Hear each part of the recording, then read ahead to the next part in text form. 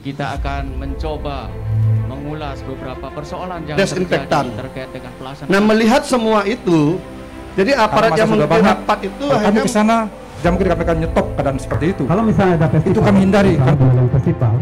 Setelah itu, ini pikiran pada saat melihat mengecil. Hasilan kebijakan publik itu harus di backup dengan apa yang namanya undang-undang.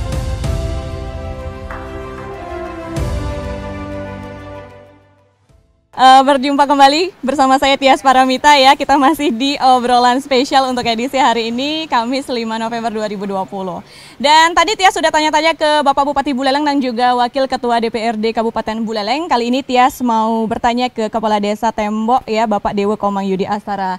Selamat pagi, Pak Komang. Oke. Iya. Selamat pagi. Iya. Nah, dari yang Tias dengar nih kan Pak Komang banyak berbuat real ya untuk masyarakat ya. Salah satunya adalah program pertanian untuk warga yang mengalami PHK gitu ya. Benar Pak ya. Nah, selaku Kades, apakah pemanfaatan dana PEN berupa pinjaman ini sudah sesuai harapan untuk menyentuh ekonomi di pedesaan Pak? Sebelumnya yang pertama yang saya hormati Pak Bupati Buleleng, Bapak Wakil Ketua DPRD Buleleng, beserta narasumber lainnya, ada dari Undiksa, dari Kadin, Ketua PHRI, dan seluruh masyarakat Buleleng, khususnya pemirsa Guntur TV dimanapun berada. Jadi Om Swastiastu, selamat pagi, salam sejahtera untuk kita semua. Jadi langsung saja, yang pertama saya sampaikan apresiasi kepada pemerintah Kabupaten Buleleng dalam hal ini Pak Bupati atas inisiatif dan upaya yang sudah dilakukan dalam rangka akselerasi pemulihan ekonomi di Buleleng. Nah, karena kita ingat sendiri bahwa ada beberapa kegiatan yang tertunda karena refocusing anggaran untuk penanganan pandemi COVID-19. Nah, berikutnya ada juga beberapa kegiatan yang berpotensi untuk terhambat pelaksanaannya karena adanya defisit APBD. Nah, sehingga dengan adanya inisiatif dan upaya Pemkab untuk melakukan pinjaman PEN daerah ini, saya harap bisa mengakselerasi pertumbuhan ekonomi melalui upaya-upaya yang sudah disampaikan Pak Bupati tadi. Ini yang pertama. Yang kedua, kalau soal teknis mungkin tadi sudah dijelaskan sama Pak Wakil Ketua DPRD tadi mengenai bagaimana standar kemampuan fiskal daerah dan lain-lain yang harus dipenuhi sebagai syarat untuk memperoleh pinjaman PEN daerah ini. Jadi saya langsung saja. Nah, berikutnya yang kedua, dalam konteks recovery atau pemulihan ekonomi, pembangunan sendiri kita pandang sebagai tool satu instrumen dan stimulator yang mampu memberikan multiplier effect. Nah, seperti contohnya sekarang, jadi pembangunan menciptakan lapangan pekerjaan. Nah, lapangan pekerjaan tadi akan meningkatkan pendapatan. Pendapatan akan menciptakan daya beli, dan daya beli secara langsung akan mendorong belanja atau konsumsi masyarakat yang secara langsung akan menstimulasi pergerakan atau pertumbuhan ekonomi di sebuah wilayah. Nah, sehingga potensi kontraksi ekonomi di Buleleng khususnya bisa kita minimize atau kita hindari. Nah, namun saya juga yakin bahwa Bapak Bupati beserta tim terkait dengan pinjaman PEN daerah ini juga sudah melalui proses mekanisme screening dan lain sebagainya, mulai dari inventarisasi masalah, penentuan prioritas masalah, budgeting dan lain sebagainya di level TAPD atau tim anggaran pemerintah daerah. Nah, namun yang menjadi menarik untuk dicermati kembali adalah beberapa pertimbangan substantif yang melandasi kenapa kegiatan-kegiatan yang disampaikan oleh Pak Bupati tadi muncul sebagai usulan kegiatan dalam pinjaman PEN daerah ini. Jadi yang pertama, seberapa mendesak sebuah kegiatan atau kegiatan-kegiatan yang disampaikan oleh Pak Bupati tadi untuk diusulkan sebagai pinjaman kegiatan di pinjaman PEN daerah ini. Jadi apakah sangat-sangat mendesak, apakah tidak terlalu mendesak, atau jangan-jangan justru malah tidak mendesak sama sekali. Nah, hal ini tentu dengan mudah bisa kita lihat dengan mengukur sekrusial apa dampak negatif yang ditimbulkan ketika kegiatan-kegiatan tersebut tidak dilakukan. Jadi apakah krusial sekali dampak negatifnya ketika kegiatan-kegiatan tadi tidak diusulkan sebagai usulan kegiatan dalam pinjaman PEN daerah. Nah, berikutnya ini menjadi penting untuk diperhatikan agar tidak terjadi mistarget dan misprioritas. Jadi harapan saya sih jangan sampai kegiatan yang sebenarnya sangat penting dan mendesak tidak terakomodasi dalam usulan kegiatan pinjaman PEN daerah ini. Namun sebaliknya, kegiatan yang tidak begitu penting dan mendesak malah menempati posisi prioritas, sehingga ada mistargeting atau misprioritas di sini. Harap sih tidak terjadi hal-hal yang demikian. Nah, itu yang pertama pertimbangannya. Yang kedua, nah apakah kegiatan-kegiatan yang diusulkan oleh Pemkab mampu menjadi solusi atas permasalahan-permasalahan mendasar yang masih Buleleng miliki. Masih Buleleng miliki. Jadi kita di masyarakat di Buleleng, di beberapa desa itu masih berkutat pada persoalan-persoalan mendasar, masalah air bersih, aksesibilitas, kesehatan, pendidikan, sampai dengan masalah-masalah hulu hilir di sektor-sektor real, misalnya pertanian, peternakan, ataupun perikanan. Nah, sebelum saya lanjut, nanti mungkin Pak Bupati bisa menjawab ya. Jadi saya tadi sekaligus saya sempat search juga tentang usulan Pemkab, usulan-usulan kegiatan Pemkab dalam rangka pinjaman pen daerah ini. Saya ambil contoh di bidang pertanian misalnya. Jadi jumlahnya adalah 34 miliar sekian kalau tidak salah. Nah, menurut saya ini jumlah yang kecil gitu, tidak terlalu besar. Nah, karena secara personal saya rasa ini merupakan hal yang kontradiktif dengan kebijakan prioritas yang diusung atau diagendakan oleh pemerintah Buleleng sejak tahun 2018 lalu. Nah, pertanyaannya adalah kalau prioritas, kenapa anggarannya kecil? 34 miliar, ketika kita compare dengan 571 miliar, jumlahnya kurang lebih 5,9%. Jadi bagaimana kegiatan yang menjadi agenda prioritas kebijakan Pemkab atau pemerintah Kabupaten Buleleng mendapat porsi yang kecil.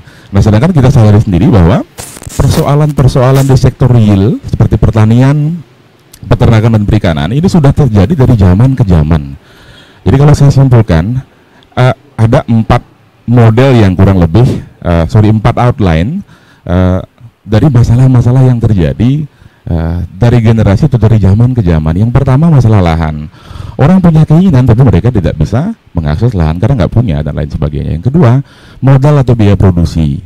Tias punya lahan tetapi tidak bisa mengeksekusi apa yang sudah menjadi planning karena dia juga butuh budget untuk pembelian bibit, pupuk, agen hayati, dan lain sebagainya. Yang ketiga, punya lahan, punya biaya produksi tetapi tidak tahu bagaimana treatment yang benar sehingga risiko gagal panen bisa kita minimalisasi. Jadi risiko gagal panennya masih tinggi. Yang keempat, pasar. Nah, menurut saya tidakkah lebih baik ketika sektor-sektor real seperti pertanian yang padat karya, yang mampu menyerap banyak tenaga kerja, yang kemudian mampu menggerakkan pertumbuhan makro mikroekonomi di Buleleng ini mendapat konsentrasi atau perhatian yang besar dalam konteks pinjaman pen daerah ini.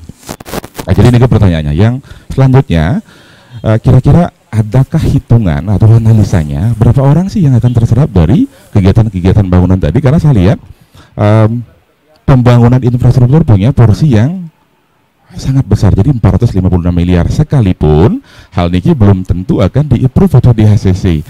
Sekalipun di HCC juga kita belum bisa pastikan dan belum bisa konfirmasi berapa jumlah yang akan di-confirm oleh pemerintah pusat dalam hal ini Kementerian Keuangan ataupun PT PSMI. Nah, kembali ke pertanyaan Tiang, berapa orang sih kira-kira yang akan terserap untuk bekerja di kegiatan-kegiatan yang diusulkan dalam pinjaman pen daerah? Ini yang pertama. Yang kedua, dari klaster atau kalangan mana saja mereka. Nah, persoalan klaster ini menjadi begitu penting. Nah, di tengah minimnya lapangan pekerjaan yang bisa diakses oleh masyarakat saat ini.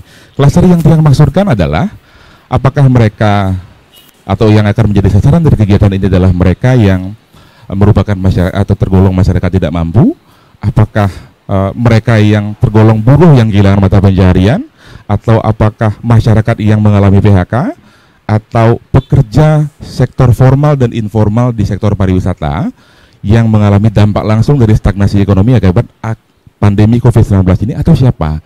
Jadi saya harap jangan sampai ada mistargeting. Tentu akan lebih baik ketika pemerintah kabupaten punya matrik target dan hierarki prioritas tentang siapa-siapa saja yang akan disasar dari kegiatan yang diusulkan dalam pinjaman ekonomi, pinjaman pen daerah ini. Jadi jangan sampai, ini semoga saja tidak terjadi, dalam sebuah proyek lebih banyak orang luar Buleleng atau luar Bali yang bekerja dibandingkan dengan tenaga kerja lokal. Iya. Begitu, sehingga ketika lebih banyak tenaga luar Buleleng atau luar Bali yang bekerja, otomatis income, pendapatan, dan cash akan lebih banyak lagi keluar, sehingga hal ini tidak akan memberikan impact real terhadap pertumbuhan ekonomi di Buleleng, pertumbuhan ekonomi domestik. Oke. Begitu. Nah, lalu bagaimana konstruksi yang diharapkan pada pemanfaatan dana sebesar 571 miliar rupiah? Kalau misalnya nanti dapat ya pinjamannya seperti itu. Tiang kasih dua contoh mungkin Yang pertama seperti yang disampaikan Pak Bupati tadi di infrastruktur di pembangunan gedung pelayanan publik sejumlah kurang lebih 20 miliar yang Tiang baca tadi. Nah, yang pertama kita perlu kaji kembali esensi atau goal dari diadakannya pembangunan gedung mall pelayanan publik ini. Jika esensi dan goalnya adalah bagaimana mendeliver service yang maksimal kepada masyarakat terkait pengurusan administrasi, perizinan dan lain sebagainya dalam waktu yang cepat, mudah dan lain sebagainya, mindsetnya harus digeser kira-kira. Kalau menurut saya secara personal. Jadi kalau esensinya adalah bagaimana mendeliver service, yang harus dianggarkan adalah sistem informasinya, sistem informasi teknologi, yang kedua sarana, yang ketiga sumber daya manusianya. Nah, perihal gedung bisa kita siasati misalnya dengan menyewa atau mengontrak gedung-gedung yang layak tetapi tidak terpakai, seperti contohnya di Singaraja Square misalnya, di sebelah terminal Kampung Tinggi, jadi terminal lama. Jadi ada beberapa blok yang kira rasa kalau dari segi fisik sangat layak. Nah, yang kedua hal ini tentu akan memangkas jauh lebih kecil anggaran ketimbang membangun. Nah, selain memang tidak bisa kita pungkiri bahwa pembangunan gedung fisik akan memberikan lebih banyak pekerjaan atau ruang-ruang untuk bekerja kepada masyarakat. Tetapi kita kembali kaji esensinya apa, delivery service atau apa.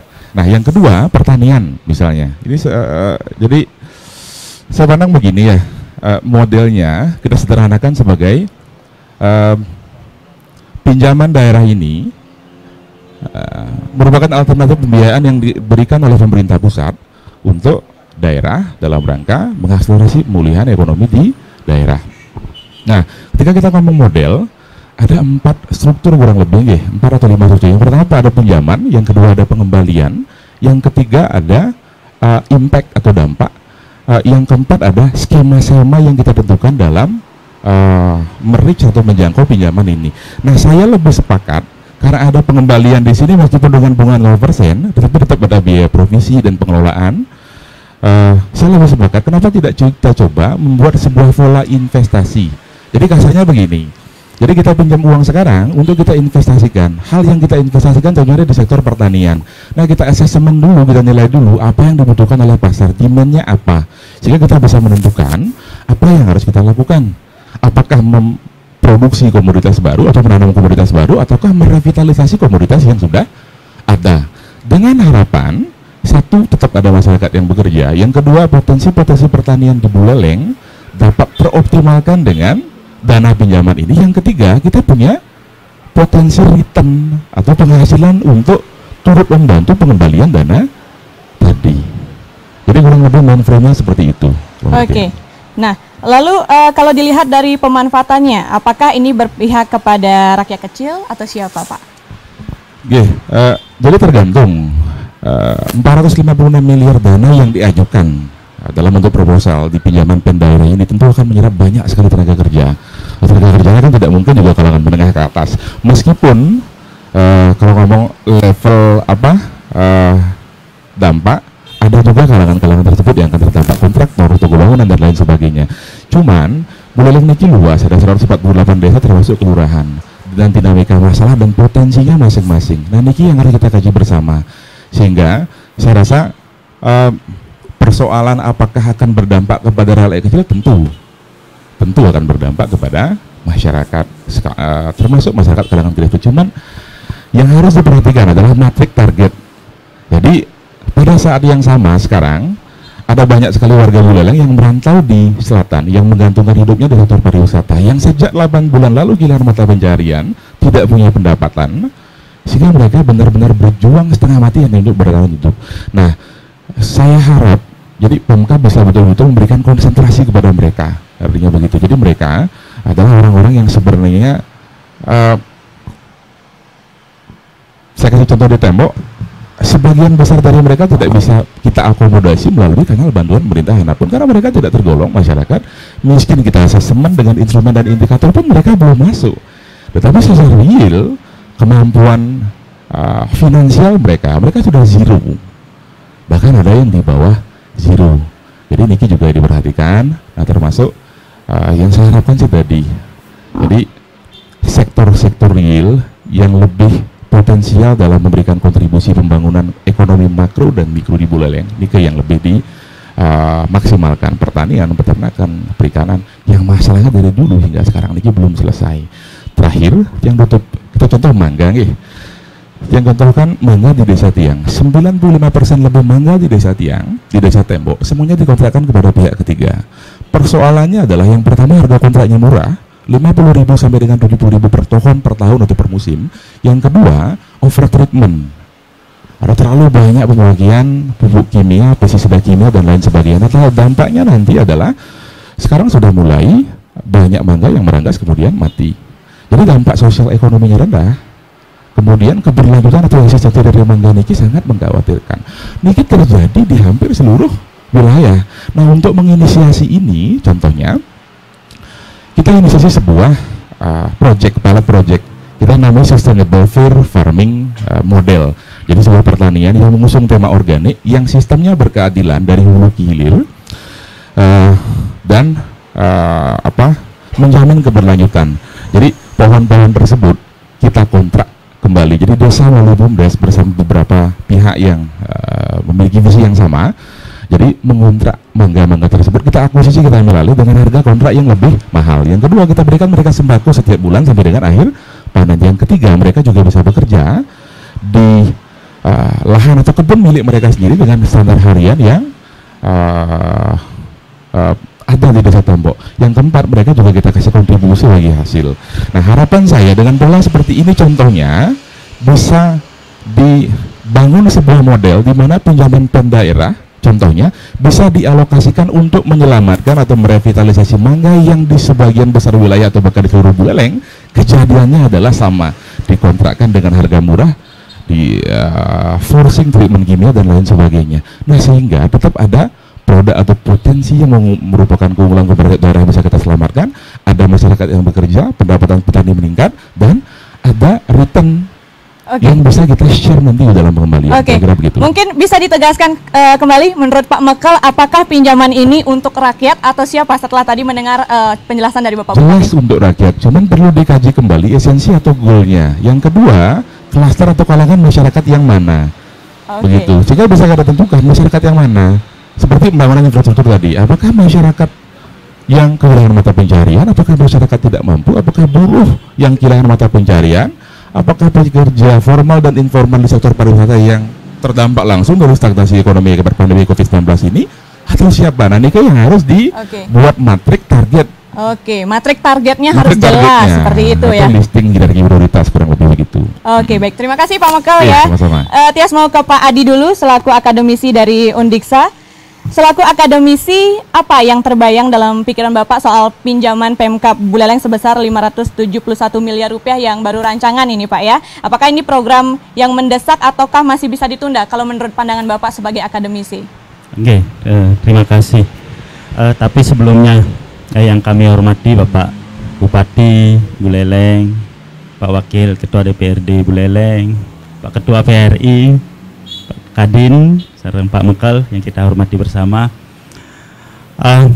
Mungkin kami mulai dari kondisi saat ini. Jadi kita tidak menduga ada musibah seperti ini dalam situasi yang sebenarnya tidak menentu.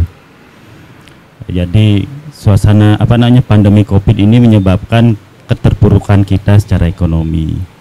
Nah, disinilah peran pemerintah akhirnya yang muncul. Jadi kalau kita bisa pertegas lagi, pandemi ini memberikan kita semua ujian. Jadi bukan masyarakat saja sebenarnya yang terdampak.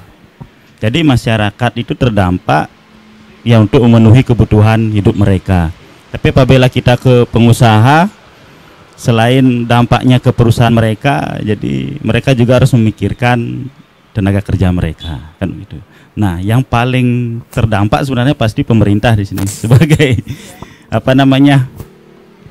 semualah regulator, eksekutor ya. Jadi mereka sangat merasakan karena mereka lah yang akhirnya harus menjaga stabilitas masyarakatnya, termasuk juga perekonomian kita. Nah, muncullah akhirnya yang namanya program pemulihan ekonomi nasional. Pada prinsipnya kan kalau kita lihat ini apakah mendesak atau tidak. Jika dilihat pertama dari keringanan ini. Jadi situasi saat ini kondisi membangun karena hampir semua defisit kan, PMK defisit. Nah, kemudian adalah peluang untuk memperoleh pendanaan, ditambah bunga yang sangat 0% kan gitu. Biaya provisi 1% dan ada biaya pencairan ya istilahnya yang per tahun itu yang hampir tidak sampai ya 0,185%. Jadi memang apabila kita bisa merebut Bapak Bupati ya sebanyak-banyaknya bisa harus kita peroleh kan begitu. Jadi pada prinsipnya di sana karena ini adalah satu peluang. Nah, digunakan untuk apa? Itu berikutnya, kan begitu. Jadi ini satu peluang yang memungkinkan. Nah, kemudian ada PMK yang sudah mengatur.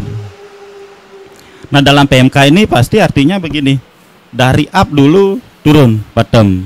Jadi lagi naik, kan lagi turun lagi. Nah, artinya apa? Ada proses di sana, banyak proses yang harus dilalui. Jadi begitu sampai di bawah, di PMK, di pemerintahan, disusun perencanaan, juga dilakukan diskusi-diskusi termasuk dengan wakil rakyat kan gitu. Jadi ada proses di sana sampai usulan muncul dan dibawa lagi ke pusat. Jadi dievaluasi lagi, pasti ada proses di sana dan akhirnya keluar. Nah, apabila sudah keluar artinya peruntukannya pasti sudah sesuai dengan peraturan atau keinginan dari pemerintah pusat. Jadi nah kemudian kita juga harus lihat situasi Bali saat ini. Pertumbuhan ekonomi kita di triwulan kedua itu minus 10,98%. Sedangkan di saat yang sama pertumbuhan ekonomi nasional itu di 5,32% minus. Artinya Bali lebih terpuruk dibandingkan wilayah lain ini. Kan begitu kan, jadi sangat terpuruk kita. Diperlukanlah stimulus-stimulus sekarang untuk perekonomian. Nah, PEN salah satunya. Ya, kami yakin pemerintah punya banyak program, bukan di PEN saja kan gitu. Jadi bagaimana menangani dampak Covid ini bukan di PEN saja. Nah, karena kalau kita lihat pinjaman jangka panjang ini pasti sudah lebih besar ke infrastruktur, berarti itu arahnya karena ini arah jangka panjang. Jadi diharapkan itu bisa memberikan manfaat yang sangat banyak. Jadi kalau ditanya apakah seberapa mendesak ini dilakukan, versi kami mendesak. Dan kita berharap pemerintah kabupaten kita ini tidak hanya sebatas proposal, tapi mungkin perlu lobby-lobby, apalagi tadi ditunjukkan 10 triliun sisa untuk PMK, kita meminta 5,5 triliun. Nah, mudah-mudahan bisa kan begitu ya. Jadi mudah-mudahan bisa ini tercapai, ini satu hal yang luar biasa. Nah, apabila dana itu masuk, nah ini harapannya. Karena begitu dana diterima kan program sudah final juga, sudah disetujui oleh pusat. Nah, kita akhirnya sangat berharap. Jadi program-program tersebut karena ini arahnya adalah kan percepatan pemulihan ekonomi di masa pandemi. Jadi dari efek pandemi. Artinya apa? Bahwa dana yang bisa masuk jika besar seperti itu, harapannya bagaimana pemerintah itu bisa menyebabkan dana itu cukup lama berputar di Buleleng. Nah, apabila itu dalam bentuk proyek, ya pasti tenaga kerja yang digunakan kan begitu. Jadi tenaga kerja yang digunakan mungkin lebih banyak orang lokal. Bila memungkinkan bahan-bahan yang digunakan kalau bisa dipenuhi dari lokal, itu dipenuhi dari lokal. Ini sederhananya karena kondisi sekarang tidak menentu ekonominya. Jadi diperlukanlah uang beredar banyak di masyarakat. Nah, dampaknya ya memang ada yang langsung, ada yang tidak langsung. Jadi begitu ada proyek, pasti dampak langsung yang kita harapkan adalah saat proyek sudah bisa memberikan stimulus ekonomi. Jadi di saat proyek itu berjalan, minimal sudah memberikan sedikit stimulus untuk ekonomi bergerak. Dan kemudian diharapkan juga ya minimal juga ada satu perencanaan. Jadi feasibility study-nya di sini, kelayakannya, tapi bukan hanya sebatas kelayakan proyek. Jadi kalau kelayakan proyek kan misalnya kalau membangun penganggaran layaknya kan begitu saja. Tapi harapannya adalah kelayakan dari efek secara ekonomi. Nah ini harapannya. Jadi kita berharap saat pembangunan bisa memberikan stimulus dan juga ada efek ekonomi setelah pembangunan itu dilaksanakan. Seperti itu. Nah, jika dilihat dari kemampuan daerah serta potensi yang ada selama ini, apakah Pemkab Buleleng mampu mencicil pinjaman sebesar itu, Pak? Seperti yang dijelaskan Pak Wakil Ketua tadi ya. Jadi kalau sekarang ya hampir semua pemerintah defisit kan begitu karena situasinya kan. Tapi ini kan melihat historis sebelumnya dan kemungkinan peluang jangka panjang. Nah terkait itu saya kira bukan ranah kita ya. Jadi seperti sekarang misalnya Bapak Bupati mengajukan 71 miliar itu kan nanti dianalisa oleh pusat, oleh Kementerian Keuangan. Nah, mereka punya alat indikator menganalisa.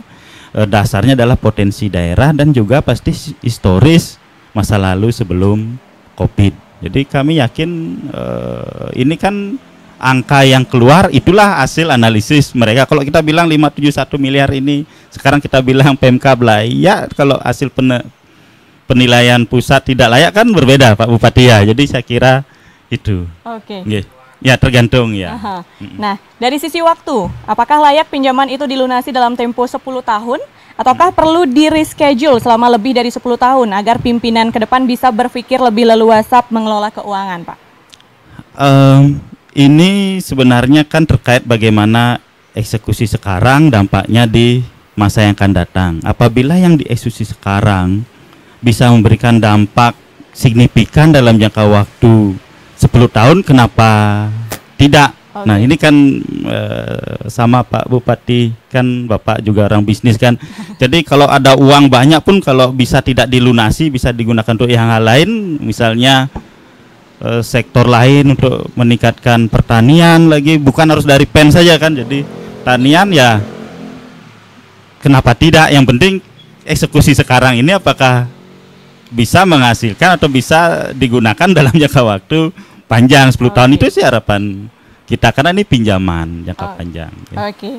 Nah dari sisi pemanfaatan, kira-kira apakah sudah tepat atau bagaimana? Karena secara umum apakah pemanfaatan ini berpihak pada rakyat kecil atau siapa menurut Bapak? Iya. Ini kebetulan kan kami dari bawah melihat ya. Jadi yang paling mudah melihat sebenarnya kan dari atas, pimpinan ya. Jadi mereka akan melihat mana skala-skala prioritas yang semestinya diambil kan begitu. Itu pasti sudah didiskusikan dengan banyak pihak. Istilahnya kita hanya melihat dalam sesi eksekusi berikutnya. Namun apabila bisa menyarankan ya, apakah itu di PEN ataupun mungkin di kegiatan lain kan Pak ya. Jadi mungkin PEN diprioritaskan untuk infrastruktur, tapi untuk yang hal lain ini kebetulan data sederhana itu dari dulu juga keterpurukan ekonomi Bali ini termasuk terendah di nasional ya. Jadi pariwisata juga penurunan signifikan sekali. Tingkat hunian hotel sekarang berbintang itu masih kurang dari 3%. Tapi di provinsi lain rata-rata nasional sudah mulai naik semenjak new normal.